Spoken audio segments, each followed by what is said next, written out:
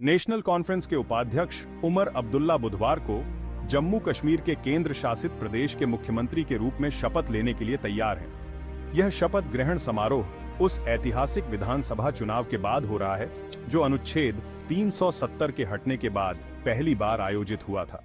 यह शपथ ग्रहण समारोह बुधवार सुबह 11:30 पर शेर-ए-कश्मीर इंटरनेशनल कन्वेंशन सेंटर में आयोजित होगा।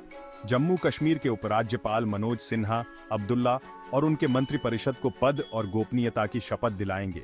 इस महत्वपूर्ण कार्यक्रम के मद्देनजर एसकेआईसीसी के आसपास सुरक्षा कड़ी कर दी गई है, क्योंकि कई हाई प्रोफाइल गणमान्य व्यक्तियों और वीवीआईपी के शामिल होने की उम्मीद है। इस शपथ ग्रहण समारोह में राजनीतिक एकता का प्रदर्शन करते हुए इंडिया गठबंधन के सदस्यों को आमंत्रण भेजा गया है। सोमवार को उपराज्यपाल मनोज सिन्हा ने औपचारिक रूप से उमर अब्दुल्ला को मुख्यमंत्री पद की शपथ लेने का निमंत्रण दिया। यह निमंत्रण केंद्र द्वारा केंद्र शासित प्रदेश में राष्ट्रपति शासन हटाने के एक दिन बाद भेजा गया, जिससे नई सरकार के गठन का मार्ग प्रशस्त हुआ।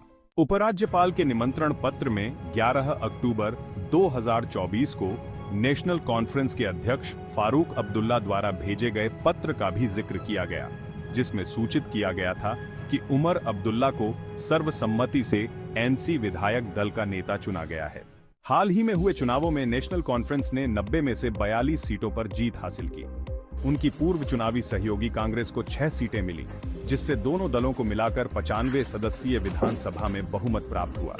इसमें उपराज्यपाल द्वारा मनोनीत 5 सदस्य भी शामिल हैं। इसके अतिरिक्त 5 निर्दलीय विधायकों और एकमात्र आम आदमी पार्टी विधायक के समर्थन से गठबंधन और भी मजबूत स्थिति में है, जिससे नई सरकार को स्थिर बहुमत मिला है।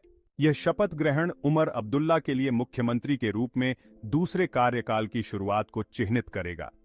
उनका पहला कार्यकाल 2009 से 2014 तक रहा, जब जम्मू कश्मीर एक पूर्ण राज्य था और नेशनल कॉन्फ्रेंस कांग्रेस की गठबंधन सरकार सत्ता में थी। यह समारोह जम्मू कश्मीर के लिए एक ऐतिहासिक क्षण होगा, जो 2019 में हुए पुनर्गठन के बाद पहली बार केंद्र शासित प्रदेश के रूप में अपनी चुनी हुई सरकार के गठन की शुरुआत करेगा।